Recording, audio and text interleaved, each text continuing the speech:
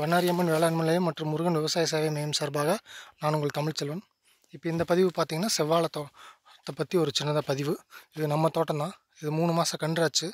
இப்போ இந்த 3 மாதம் என்ன பண்ணியிருக்கோம், அடுத்தடுத்து என்ன பண்ண போகிறோம் அப்படின்றது சிறு பதிவு கொடுத்துடலாம் அப்படின்றதுக்காக இந்த பதிவு. இப்போ இந்த வாழை நட்டு 3 மாதம் ஆச்சு.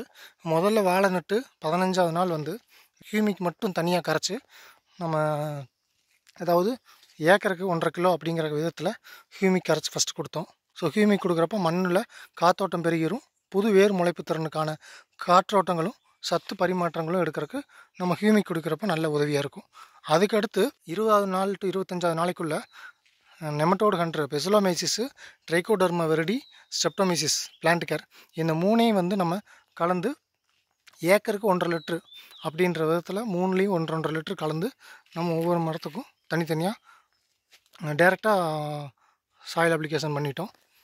அதாவது ஸ்ட்ரெப்டோமைசிஸு, ட்ரைகோடர்மா வெரிடி, பெசிலோமைசிஸ் இந்த 3 பாக்டீரியாவையும் ஏக்கருக்கு 1.5 லிட்டருங்கிற விதத்தில் நம்ம 25வது நாளில் கலந்தோம். ஸோ இது 3 கொடுக்குறப்போ உங்களுக்கு வளர்ச்சிக்கு தேவையான நோய் எதிர்ப்பாற்றல், நூட்புழு தாக்குதல், வேர் முடிச்சு இந்த 3 வராமல் தடுத்துக்கிறதுக்கு சப்போர்ட்டாக இருக்கும். அடுத்தது 40வது நாள் என்ன கொடுத்தோம் அப்படின்னா, 40வது நாளில் சீவீடு ஜெல்லு, பயோசைமு, வாழை நுண்ணூட்டம், ஹியூமிக்கு இது 3 கலந்து இது கூட மீனமில் 1 லிட்ரு.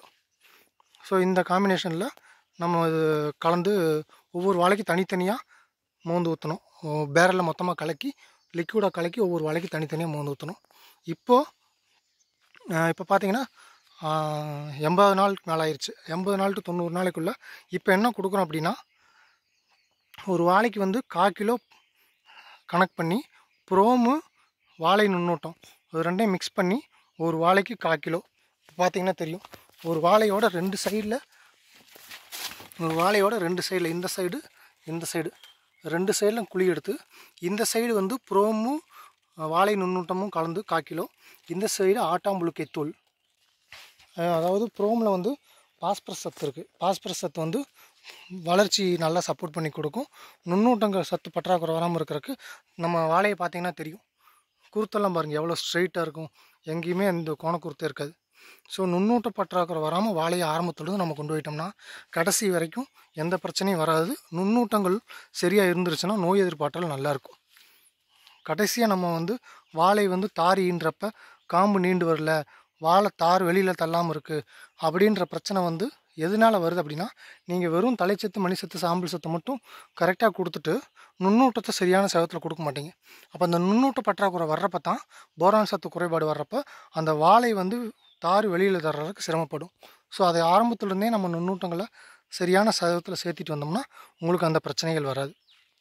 ஆட்டாம்புழுக்கு தூளில் உங்களுக்கு முட்டை ஓட்டுத்தூள், புண்ணாக்கு தூள்கள் கலந்துருப்போம். முட்டை ஓட்டுத்தூள் பார்த்திங்கன்னா கால்சியம் பற்றாக்குறை சத்துக்கள் கிடைக்கும். ப்ளஸ் முட்டைக்கும் நடுவில் ஒரு லேயர் இருக்கும், எக் மெம்பரேன் இருக்கும். அந்த மெம்பரேன் கொடுக்குறப்ப புரதச்சத்து, அதாவது நம்ம காய் பளபளப்பு சைனிங்காக வர்றதுக்கு உண்டான தேவையான அந்த ப்ரோட்டீன்ஸ் அந்த முட்டை ஓட்டுத்தூளில் இருக்கும். ஸோ ஒரு கூட்டு கலவையானதான் அந்த ஆட்டாம்புழுக்கு தூள் இருக்கும். ஸோ ஆட்டாம்புழுக்கு தூள் கொடுக்குறப்ப இன்னும், அதாவது இது ஆட்டாம்புழுக்கு தூள் பார்த்திங்கன்னா ஈரத்தை தக்க வச்சுக்கும். 2வது சத்துக்களை நிறுத்தி எடுத்து கொடுக்கும் ஆட்டாம்புழுக்கு தூள். அதில் 2வது ஆர்கானிக் கார்பன் மண்ணிலேயே டெவலப் ஆகிறதுக்கு அதை சப்போர்ட் பண்ணி கொடுக்கும்.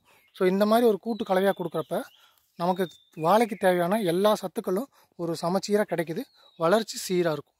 ஸோ எந்தெந்த ஸ்டேஜில் பாருங்கள், இது வாழை பாருங்கள் 3 மாதத்தில் எவ்வளோ வளர்ச்சி நல்லா சீராக இருக்குன்னு பாருங்கள். கடல் பாசி சார்ந்த உரங்கள் இடையில கொடுக்குறப்ப மண்ணில் வறட்சியை தாங்கி ஈரப்பதத்தை தக்க வைக்கக்கூடிய தன்மை மண்ணில் கிடைக்கும். ஏன்னா அதில் ஆர்கானிக் கார்பன் லெவல் நல்லா இன்க்ரீஸ் ஆகும். மண்ணில் ஆர்கானிக் கார்பன் லெவல் இன்க்ரீஸ் ஆச்சாலே நுண்ணுயிர்கள் நல்லா பெருகும். நுண்ணுயிர்கள் பெருகிறப்ப மண்ணோட காற்றோட்டத்தன்மையும் மண்ணோட பளபளப்பு தன்மை இன்க்ரீஸ் ஆகிறப்ப காற்றோட்டத்தன்மை நல்லா போகும். வேர் வளர்ச்சி நல்லாயிருக்கும். வேர் வளர்ச்சி நல்லா இருக்கிறப்ப சத்து பரிமாற்றங்கள் மண்ணுக்கும் தாவரத்துக்கு தேவையான சக்தி பரிமாற்றங்கள் நல்லாயிருக்கும். ஸோ இதைத்தான் இப்போ நம்ம இந்த செவ்வாழையில் பண்ணியிருக்கோம். உங்களுக்கு வேறு ஏதாவது சந்தேகம் இருந்ததுன்னா என்னோடய நம்பர் 95 00 40 15 28 இந்த நம்பருக்கு வாட்ஸ்அப் மூலிமாவோ இந்த யூடியூப் மூலிமாவோ உங்களோட கேள்வியில் கமெண்ட்ஸில் கொடுங்க. அதுக்குண்டான சந்தேகங்களில் நாங்கள் கொடுக்குறதுக்கு ரெடியாக இருக்கிறோம். ஒரு தேவையான இடுபொருளுக்கு எதாவது வேணும் அப்படின்னாலும் தமிழ்நாடு ஃபுல்லாக எல்லா பக்கமும் கொரியர் மூலிமா அனுப்பிச்சி விட்டுட்ருக்கோம். உங்களுக்கு எது தேவைனாலும் நீங்கள் வாங்கிக்கலாம். நன்றி, வணக்கம்.